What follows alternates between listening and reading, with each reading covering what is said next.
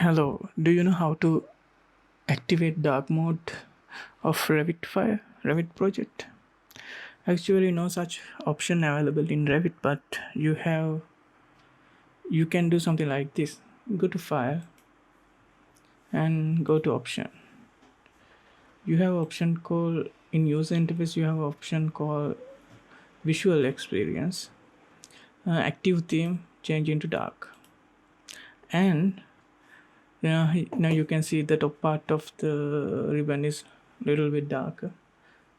Now go to graphics, and in colors you have background color. It is white. You can change background color as you wish, like this. Okay, and you can change selection color and pre-selection colors as well, but I'm not going to change it right now.